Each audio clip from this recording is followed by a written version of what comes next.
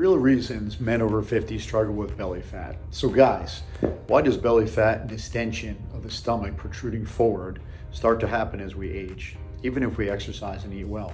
Let's start with hormonal shifts. Testosterone drops as early as mid-40s, which alters fat storage patterns. Lower testosterone also affects muscle retention, especially in the glutes and core and stabilizers. Okay, the estrogen to testosterone ratio shifts, and that can lead to more visceral fat. That's the fat which accumulates within the body and around the organ. Cortisol. What is cortisol? You hear about it all the time, but what is it and how does it work? Cortisol is a steroid hormone produced by the adrenal glands and is often referred to as the stress hormone. It's essential for survival, helping the body respond to threats by increasing blood sugar, suppressing immune function, and mobilizing energy stores. Now, under normal circumstances, cortisol follows a healthy daily rhythm, which is high in the morning and helps us wake up and gradually declining throughout the day. But as we age, cortisol levels often become chronically elevated due to increased stress, poor sleep, and age-related hormonal changes like testosterone and estrogen shifts. This creates several problems. Elevated cortisol activates enzymes that specifically promote fat storage in the abdominal area, particularly visceral fat around the internal organs. Metabolic effects. Cortisol increases appetite, sugar cravings while impairing insulin sensitivity, making it easier to gain and harder to lose belly fat. A vicious cycle. Belly fat tissue produces its own cortisol, creating a self-perpetuating loop. With more fat leads to even more cortisol production. Hormone interference. Cortisol suppresses testosterone production. Testosterone helps maintain muscle mass and healthy fat distribution. This compounds the belly fat problem. The result is that chronic stress and elevated cortisol create ideal conditions for belly fat accumulation in aging men, making stress management crucial for maintaining healthy body composition. Easier said than done, right? So what happens? Well, there are actually two types of fat acting on your abs. First, subcutaneous fat, which is the outer layer of fat around your stomach and sides, which you can pinch. And then the visceral fat behind and around the abdominal wall, which actually pushes out the stomach. This makes you appear distended, even if your outer layer is relatively lean. Again, visceral fat is hormonally active and stubborn.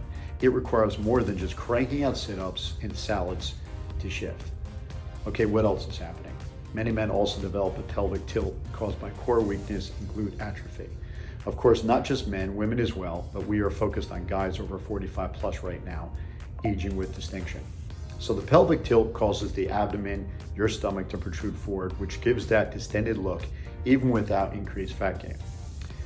Then there is a loss of glute mass, but combined with tight hip flexors also contributes to the anterior pelvic tilt. And all of these changes are not just cosmetic. They affect posture, lower back pain, and also digestion. Oh, but wait, there's more. GI, gastrointestinal bloating, and food sensitivities. As we age, digestive enzymes production also drops. Certain carbs, seed oils, alcohol, or stress can trigger water retention and bloating more dramatically. Day-to-day physique fluctuation is often more about water, sodium, cortisol, and gut contents than fat gain loss. All of this sounds really bad and like an uphill battle. What can we really do about it? Well, for one, we can manage visceral fat with lifestyle changes, not just diet. High intensity interval routines, as well as weighted compound lifts, that's exercises which combine multiple muscle groups at the same time, are more effective than lots and lots of cardio. This next one is easier said than done. Prioritize sleep and stress management. Remember, cortisol encourages visceral fat storage. Okay, next, address digestion. Eliminate trigger foods, foods that contain salt, sugar, and unhealthy fat, which can lead to and promote further fat gain. Try this for at least 2 to 3 weeks to test results. I'm going to speak from experience. This is like quitting anything else you're addicted to. And make no mistake, this is an addiction. Billions of people all over the planet are addicted to sugar, salt, and fat. I'm not talking about the fat found in a piece of beef. I'm talking about the kind of unhealthy fat found in seed oils, which are found in the form of baked goods or fried items and found in bags and boxes. Trust me on this. If you can quit these foods for 4 to 5 days, you can quit these foods long term. Just give it 4 to 5 days and I promise you it will get easier. The cravings will stop. Next, add digestive enzymes and probiotics as needed. Stay hydrated and minimize meal timing mistakes, eating too much, too late, etc. Keep your eating steady. Okay, here's another tough one. Understand and accept that there will be daily fluctuations. 3 days ago, I literally looked like I had no abs, just a swollen belly. I was at the pool and I honestly felt too embarrassed to take my shirt off. Seriously, it was that bad. Today, it looks like I can enter a bodybuilding contest. I'm serious. I literally have an 8-pack, not a 6-pack, but an 8-pack. Why? All the previous reasons stated. At our age, our physiques will vary. That's normal. The leaner you get, the more of those fluctuations will show. Sodium, water, carbs, sleep, stress equal day-to-day changes. Okay, we talked about hormones, lifestyle changes, and eating. So what about exercise? What can we do? Prioritize glute, core, and lower ab training. I tell people all the time, you don't have to do endless crunches. I do not do crunches. I can't even do sit-ups anymore because of my neck. Focus on anti-extension, anti-rotation core work and rebuild function and flatten the abs from the inside out. Here are a few great exercises, and we'll go over them in video form. Dead bugs, okay? Paddle off presses, bird dogs, loaded carries, especially suitcase carries, but watch your form. I'll show you how to do this correctly. Weighted hip thrusts, glute bridges, side planks with reach through, weighted marches, either goblet or dumbbell work well. Okay, we're gonna start off with pull-off presses. Notice I'm using the band here, so it's providing resistance laterally to my side and I'm keeping it straight. Okay, I'm gonna keep my body straight. Now I'm gonna move over and I'm using the cable. Same type, same principle. The weight is pulling me to the side, but I'm gonna keep my body, my core tight. I don't wanna go too wide, because now I'm not using my core anymore. I'm gonna keep my legs about that far apart. All right, these are the loaded carries. I'm using kettlebells. You gotta keep your shoulders up, like in a marching position, and head straight, and squeeze your butt.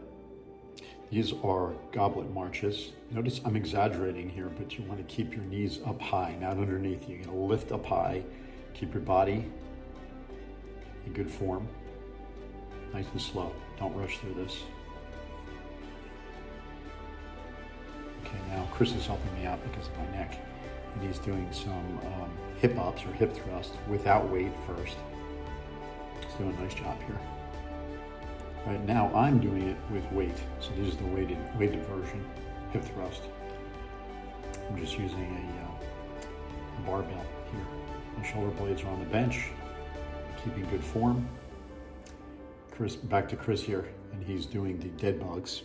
Again, good form, keep it slow.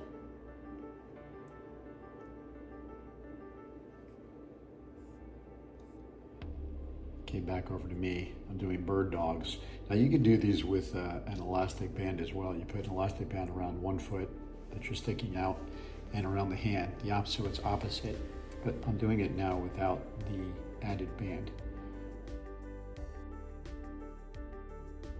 I'm gonna do these side planks with a reach through. There you go, good form. Keep it tight, keep the weight under your elbow. Reach through, slow. Back up. Practice diaphragmatic breathing to control intra-abdominal pressure. I do these all the time when I'm swimming at the pool or at the beach. So final thoughts, guys, you don't need to be shredded to be healthy, strong, and proud of how you look at 50, 60, or even older. If you want a tighter, flatter midsection, you don't have to train for hours a day or go on some crazy diet. You have to train smarter, harder, and attack the issue from multiple angles. If you enjoyed this video and want to learn more about this topic and more about health, fitness, nutrition, inspiration, and wellness strategies, check out my 2 latest books, Biomatic Body, Fitness Strategies from the Animal Kingdom, and the 16 Elements of Fitness, and my other book, If Inner Fitness, Your Body, the Owner's Manual. The title speaks for itself. If you have a question about fitness, it's probably in this book. They're both available on Amazon.com or linked from our website, www.phrogfitness.com. Thank you.